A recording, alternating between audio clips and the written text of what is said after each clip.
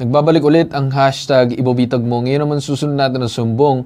Buhay ko nalalagay na sa alanganin dahil sa trabaho ko. Mandatories ko pinabayaan nyo. Security agency, nasaan ang malasakit nyo? Isa na naman security agency ang inireklamo sa bitag. Mga boss, paulit-ulit na ang ganitong reklamo. Yung hindi paghuhulog ng mga mandatory benefits sa mga empleyado. Kaya nga tinawag na mandatory. Employers are obligated by the law to provide mandatory benefits to their employees. Bagamat paulit-ulit hindi magsasagawa ng bitag na tumulong sa mga ganitong klaseng reklamo. Ngayong araw, 5 security guard ang pinagkaitan ng kanilang amo sa kanilang mga benepisyo. Ginagawa daw nila ng maayos at matapat ang kanilang mga trabaho kaya hindi nila matanggap ang panloloko sa kanila ng kanilang security agency. Ang ibang detalye ng sumbong, panoorin. Lumapit kami sa hashtag ipabitag mo para ireklamo ang Megalayon Security Agency dahil sa below minimum na pasahod saka nagkakaltas sa amin every month ng government contribution pero hindi nila hinuhulog. Kami po ay mga security guard ng Marolas Public Market. Natrabaho kami sa Megalayon Security Agency sa loob ng 1 taon. Noong May 6, 2024 Monday, naisipan namin i-check yung aming government contribution tulad ng SSS, Pag-ibig, PhilHealth. Doon namin nalaman na hindi sila naguhulog pero updated yung kaltas nila sa amin tuwing sahod. Because mababa yung pasahod na below minimum yung pasahod na sa amin. Nilalagay nila sa payslip namin na 8 oras lang kami nagtatrabaho sa kanila. Pero may katunayan kami na 12 oras kami nagtatrabaho sa kanila. Nahirapan na kami sa trabaho namin, lalo pag panggabi, napupuyat kami dahil 7 p.m. yung pasok namin, tapos out namin 7 a.m. Tapos hindi namin nakalay, lulukuyin lang kami ng agency namin. Sir Ben, sana matulungan mo kaming makausap namin yung Megalayon Security Agency kung bakit sila nagkakaltas sa amin sa monthly contribution tapos hindi naman nila hinuhulog. At isa pa yung wala kaming bayad na overtime tapos below minimum yung sahod namin. Ang sumbong, iimbestigahan at aaksyonan sa hashtag ipabitag mo. Para sa sumbong na to, nandito ngayon yung mga nagrereklamong security guards na sina Marvin, Jerry, Joseph, Francisco at Junel. Magandang umaga sa inyong lahat. Magandang umaga po, sir. Alright sir, diretso tayo sa sumbong po ninyo. Napakarami yung nire-reklamo laban sa company. Pero yung pinaka-reklamo nyo talaga dito, yung sa mandatory benefits ninyo na walang hulog pero kinakaltasan kayo. Yes po, sir. Gaano katagal na ba kayong sa security guard under this agency? 1 year, sir. 1 year na kayo. So every month, di ba, kinakaltasan kayo, Yes po, sir. kinsenas, katapusan. Kailan nyo nalaman na wala palang hulog yung mga mandatory benefits na yan? Nung ano po, sir, May 6, 2024, pumunta po kami sa branch ni SSS Pag-ibig para i-verify yung government benefits. Nalaman po namin na wala po palang hulog yung mga government benefits namin, sir. Zero. Lahat Yes zero. po. Lahat kayo, kayong 5. Opo. Wala. Okay, then bukod dyan, sa payslip nyo rin, nakalagay 8 hours lang ang inyong duty. Pero everyday ba to? 12 hours kayong Yes po. nagtatrabaho bilang security guard? Yes po, sir. Kayo ba na-try nyo bang i-raise to sa company nyo? Bakit ganito yung mandatory benefits na yan? Puro itlog, di ba? Walang hulog. Tapos yan, yung about sa payslip na yan, bakit dinedeclare nila na 8 oras lang kayo nagtatrabaho pero 12 oras naman? May panig ba yung yung security agency? Na-complain na po namin sa kanila, sir. O anong sabi nila? Sinagot ba nila kayo? Bakit ganyan yung nangyayari? Nagtuturuan po sila, sir, sa opisina nila, sir, na kung sino naka-assign na liaison officer sa SSS, Oh. sino po naka-assign sa Pag-ibig. So, siyempre kami naguguluhan kung sino talaga sa kanila. So, in the end, wala rin talagang nasagot Yes sa po, inyo. sir. Nagturuan lang. Yes po. Then, besides that, under minimum kayo? Yes po, sir. Saan ba kayo naka-duty? Kasi iba yan, di ba? May provincial rate, merong Metro Manila rate. Saan ba kayo naka-duty? NCR po kami, sir. NCR, Valenzuela. within Yes NCR. po. Valenzuela. Yeah po. Magkano ang sahod? 570 pesos, 12 hours duty po. 12 hours na yung Opo. 570. Yes po. ang minimum ngayon, 600 pesos, di ba? Yes, sir. 8 hours po yun. O 8 hours, kayo, ano pa? 610 dapat. Pero kayo, 12 hours. Kumbaga, dapat may OT pay nga. Yes yun. po. May OT pay ba kayo? Wala po. Wala pong bayad yung OT namin, sir. So, ang dami talagang violations Yes dito. po. Pero ang pinakagusto nyo talagang habulin, bakit sa lahat ng mandatory benefits na kinaltas sa inyo, hindi na i-remit? Yes po. Zero. Okay? So, kayo, matanong ko lang, nandito kayong lahat. Ang dami nyo, 5. Yes Kayo po. ba terminated na or nandun pa rin sa security agency? Nandun pa rin po, sir. Alam ba ng company ninyo na nandito kayo sa tanggapan ng bitag? Hindi nila alam. Apo. Nag-usap-usap kayo. Paano yan? Walang nakaposte doon sa ano ninyo? Mga binabantayan ninyo? May na-deploy po 2 guard ngayong araw, sir. Dahil nagpaalam po kami sa admin po ng dinudutihan namin ngayon, sir. Nagpaalam kayo na Yes maglilive po. kayo, pero hindi nyo sinabi kung saan kayo pupunta. Kasi naiintindihan ko naman kayo. Kasi dahil nanghihingi kayo ng kasagutan sa kanila, hindi nila kayo masagot bakit ganyan yung mga mandatory benefits nyo, lumapit kayo sa amin. Well, we understand you sa ganyan, di ba? Kaya kayo nandito ngayon. At mamaya, may makakausap naman din tayo na tutulong sa atin. Nandyan yung SOSHA, nandyan yung DOLE para tulungan tayo. And maswerte na lang tayo kung sasagot siguro yung company para at least bigyan natin sila ng pagkakataon na magpaliwanag. Kasi ang bitag hindi naman kami parang binibigyan namin sila ng pagkakataon na marinig. Ang panig kasi alam nyo naman yung iba, sasabihin nila one-sided. Hindi kami one-sided. Kaya nga kami nag-reach out sa kanila para malaman kung bakit ganyan yun nangyari. Naintindihan niyo yun? Okay. Baka pwede nating i-dial din, no? Siguro kung sino pwedeng makausap natin dito. Ayan.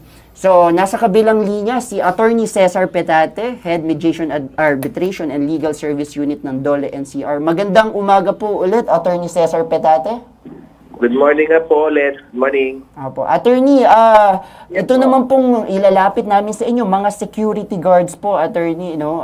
Ang kanilang mga reklamo, wala po silang mga mandatory benefits. Mahigit 1 taon sila nagtatrabaho pero 0 po. Walang remit ang kanilang company. Besides that, Attorney, wala rin silang overtime pay. Tapos sa kanilang payslip po, Attorney, ang dinedeclare lang daw na duty nila 8 hours. Pero 12 hours daw po silang duty. So ano po mga violation yung nakikita nyo dito, Attorney, sa side po ng DOLE? Well, kung talaga pong nagtatrabaho sila ng lagpas sa 8 oras at hindi nababayaran ng kumpanya ang kanilang karampatang overtime pay, may violation po si employer dito ng non-payment of overtime pay. Ano po, sinasabi po na minimum wage.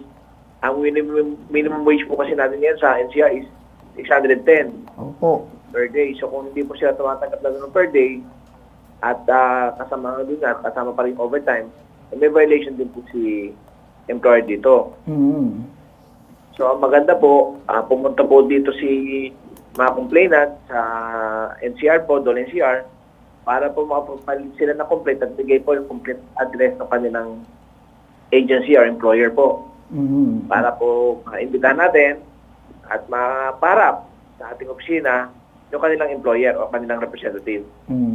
Opo. Doon naman po sa SSS Field Pag-ibig, ang suggestion lang po namin dyan, mag-file na lang po sila ng complaint sa SSS Field Pag-ibig para doon sa mga non-remittances na ginagawa ng employer.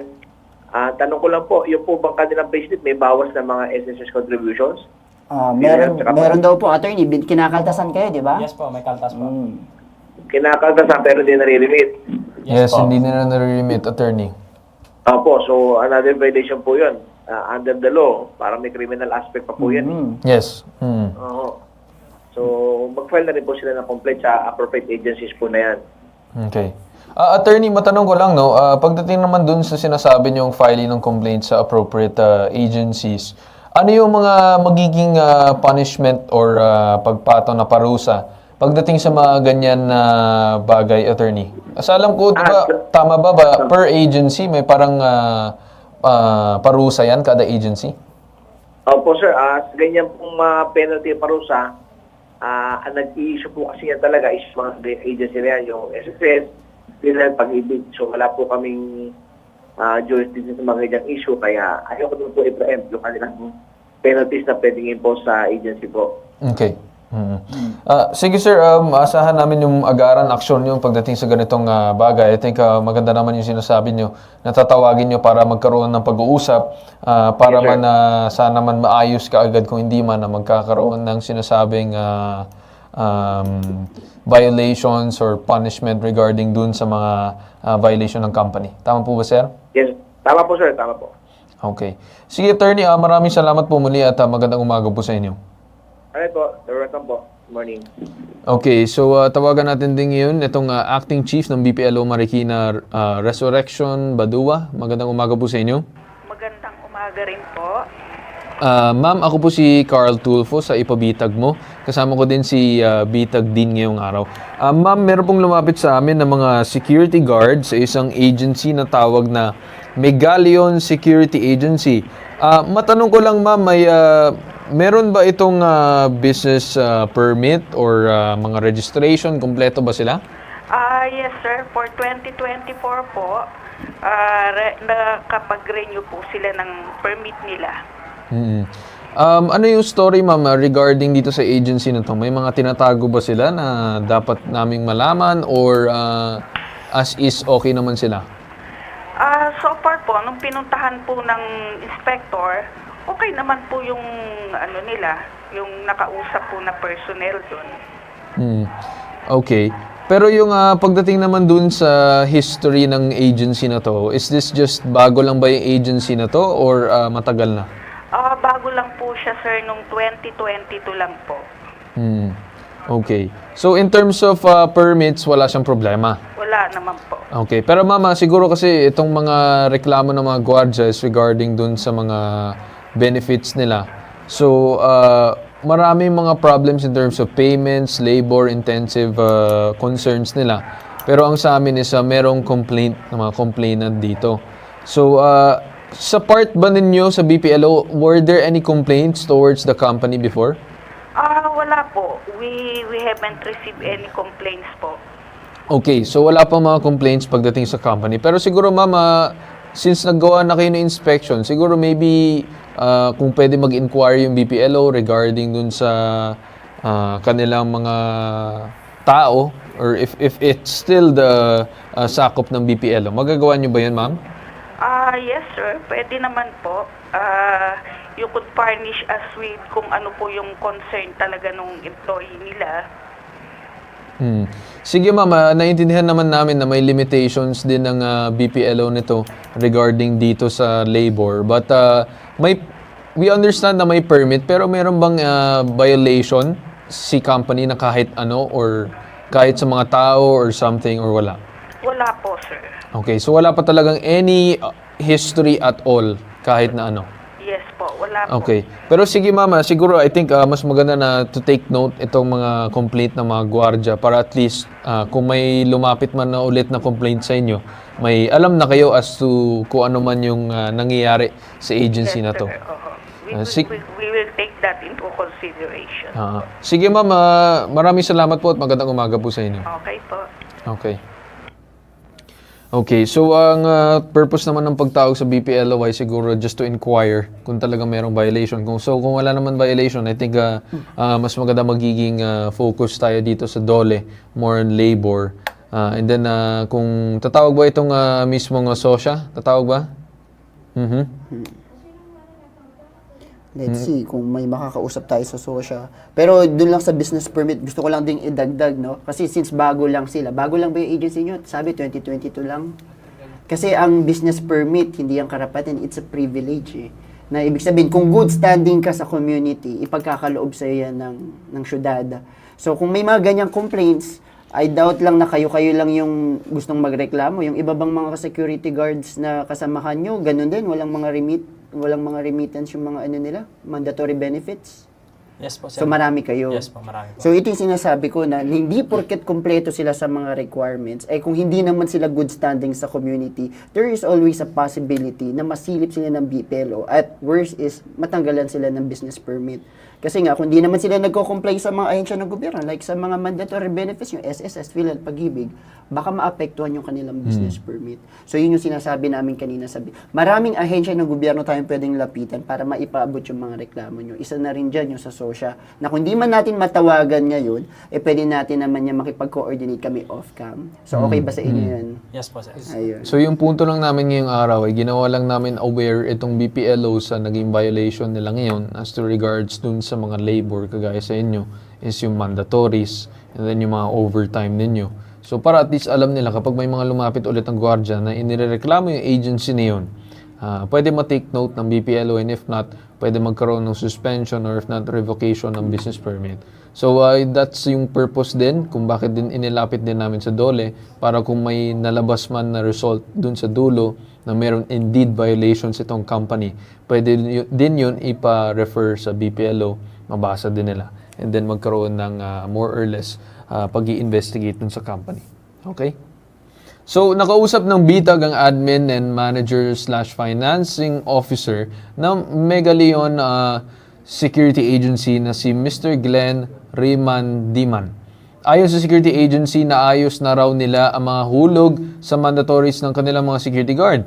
Wala naman na naging pahayag si Mr. Rimandiman patungkol sa overtime at paglalagay nito ng 8 hours sa payslip kahit 12 hours naka-duty ang kanilang security guards.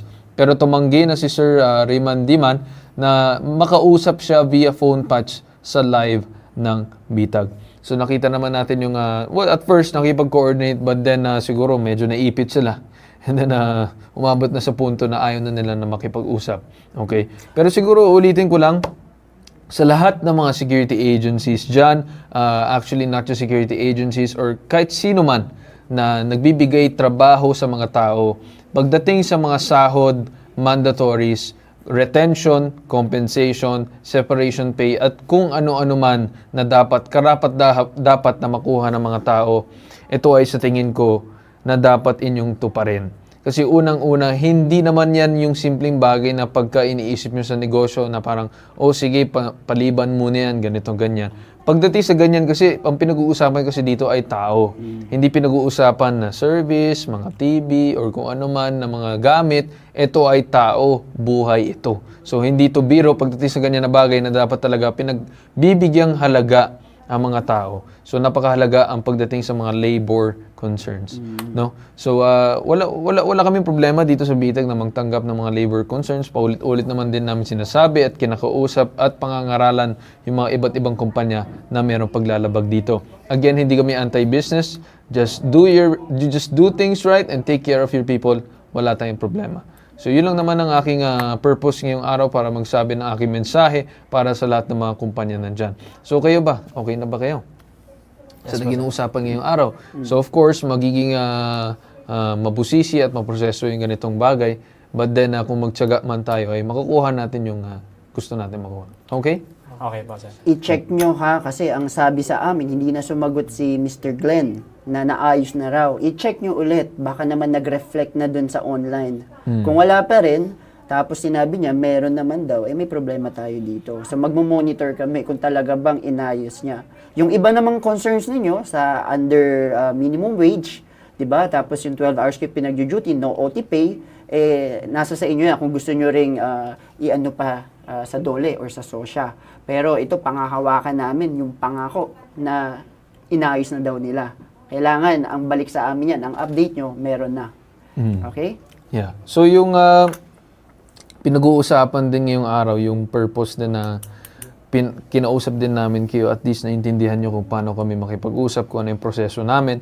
And kami siguro nagpapasalamat din na kayo ay lumapit dito sa bitag. No, so may siguro panawagan or huling mensahe bago tayo magtapos ngayong araw. Sige, ano gusto niyo sabihin? Kayo ba gusto niyo pa rin magtrabaho dyan sa security agency kahit lumapit kayo dito? Ano bang gusto niyo mangyari? Kasi kayo lang ang makakasagot niyan. Kayo, pumunta kayo dito, tinanggap namin kayo. Pero ano ang gusto niyo mangyari? Ang gusto po namin mangyari, sir, makuha namin yung nararapat na sa amin. Which is tama naman. Okay. So, para sa inyong mga security ba, ano ba yung mahirap pagdating sa mga ganyan na bagay, especially kapag hindi nabibigay yung mga karapat-dapat para sa inyo? Ano ba yung kahirapan na dinadaanan ninyo para lang makuha or makamit siguro, kunwari mga bayarin, kung ano man? Ikwento nyo sa amin. Saka siguro na lang din, Circle, sa trabaho nila bilang security guard. Pag sinabing security guard, mandato nyo panatilin seguridad. So medyo delikado rin minsan, di ba? Nakunod na lang na may mangyayari. Pero ibig sabihin yan, parang isang paa nyo nakaano na rin sa lupa. Kasi kayo dapat yung magpoprotekta dyan sa binabantayan ninyo. Di ba?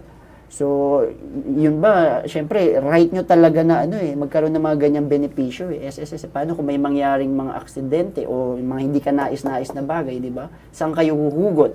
Yan yung kahalagahan ng mga mandatory benefits. Kaya kami dito sa Bitag, paulit-ulit naming sinasabi talaga na kaya nga mandatory, dapat meron talaga. Kasi in case of emergency, wala kayong makukuha. Naiintindihan ninyo yan? Yes po, sir.